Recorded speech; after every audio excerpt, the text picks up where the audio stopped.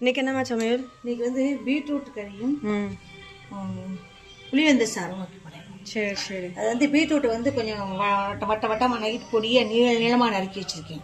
இது அப்படியே குக்கருக்குள்ளே வச்சு ஒரு சத்தை வச்சு வெந்துட்டு அப்புறம் அந்த தண்ணியோடையே கடுகு ஊற்றும் பருப்பு பொரிச்சு கொட்டிட்டு வதக்கி வச்சுட்டேன்னா அது ஒரு நல்ல டேஸ்ட்டாக இருக்கும். சரி சரி.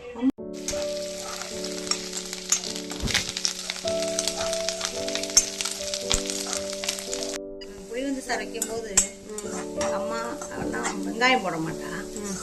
இது வயறு தாண்டாமல் இருக்கிறதுக்காக எரிப்பு ஆக மாட்டேங்கிறதுனால கொஞ்சம் வெங்காயத்தை போட்டு வதக்கிட்டு கொஞ்சம் போட்டால் எரிப்பு இல்லாமல் கொஞ்சம் எரிப்பு குறைவா இருக்கும். வேற ஒன்றும் பருப்பு ஒன்றும் போடுறது இல்லையா, தனி மிளகா வத்தல்.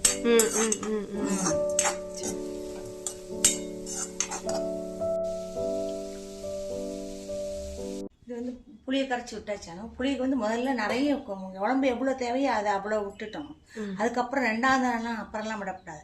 நல்லா கொதிச்சு கட்டியாக இறக்கி வச்சோம். ரொம்ப கட்டியாக வேண்டாம், கொஞ்சம் தண்ணியாக தான் இருக்கும் குழம்பு. சரி.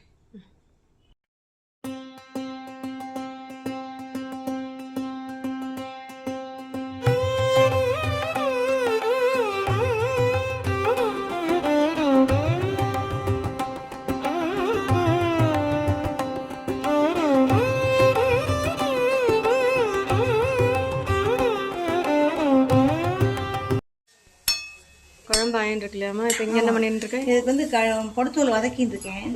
இதுக்கு வந்து கடுகு உளுத்தம்பருப்பு தேங்காய் எண்ணெய் விட்டு பொரிச்சு கட்டிண்டு இந்த வெந்தது அப்படியே அந்த தண்ணியோட கொஞ்சம் தான் காட்டமாக தான் தண்ணி விட்டுருக்கேன்.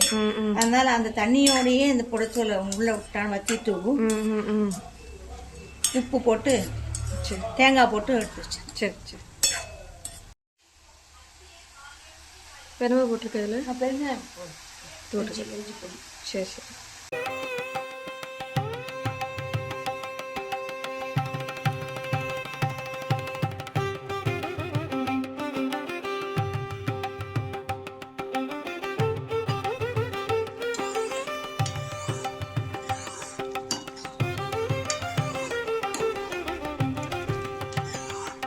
சமையல் ஆயிடுச்சுலையாம்மா? சமையல்